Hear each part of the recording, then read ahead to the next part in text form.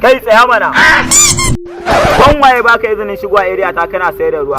Sai an bani izini kai ya kanka da tallo kasuwa ta Allah ce. Kai ni zaka yi wazi idan ban babbar mama karfe ba shege. Dan ba yankin a jawuna bane ni kadai nake ba da izinin su kawo abin siyarwa a area. Dan Allah baba ni ma dan taimaka mun ke kawo ruwa na nan yankin naga alamun zai fi tafiya. To wani irin ruwa kake siyarwa? Banya ya tabul wata. Kai da Allah da aka sai wannan a jawo ruwan ma kake saidawa. Ka sai da wudulka na tabul wata ka samu riba ga zaki ga daɗi ruwan dutse.